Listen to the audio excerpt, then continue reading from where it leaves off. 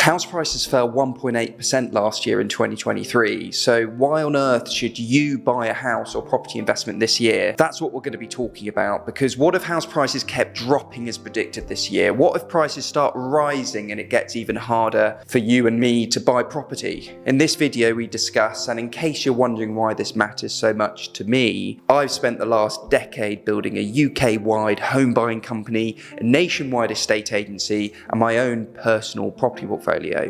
So not only does that give me the inside scoop and access to information you probably don't have, but getting this right is critical to mine and my clients' success. So please like and subscribe because it helps me out, and let's get into it. Section 1, what does the past show us? So although house prices fell 1.8% over 2023 last year, some regions like Northern Ireland actually saw prices increase 4.5%, whereas East Anglia saw prices drop 5.2%. Here you can see there is a lot of variation in how house prices have moved area by area, so it's important that you look into each area as if it's its own property market. But most importantly, the main thing this data and the headlines always seem to miss and avoid talking about is the reality of house prices against inflation. To really understand price increases or decreases, it has to be relative to inflation. So when you consider inflation ran at about 5.2% over last year, in reality, house prices haven't dropped 1.8% last year. Relative to inflation, they've dropped a hell of a lot more because inflation lowers the value of the money in your pocket. Let me show you. According to Nationwide, average house prices were about just over 262,000 at the start of 2023. Inflation was 5.2% over the year. So for house prices to keep up with inflation, average house prices would have had to have risen to just under 276,000.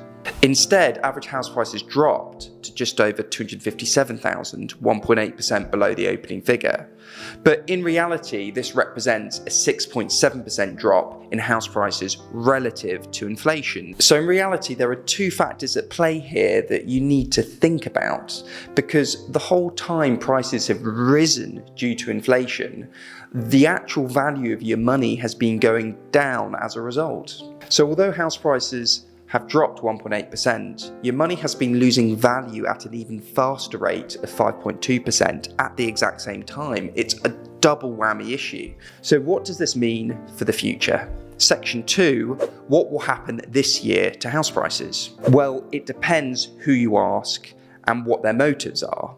Rightmove and estate agents in general want people to search for and buy property and homes, so they tend to always place a positive spin on the data. If you look at the HM Land Registry, it reported sold prices were 0.6% lower than the year before in January. So you can see, despite the drop we've experienced through last year, you can see here it certainly appears house prices are starting to move upwards again, although nowhere near at the same rate as inflation. The main issue with the land registry data is it lags behind the market today, because this shows the property transactions that completed in January, when in reality a property you choose to buy today probably won't complete for another 1, 2, 3 months, at which time it is then new data added to the land registry statistics in the future. So that is why a general indicator of where the market is heading is to study what is happening to net mortgage approvals for house purchases.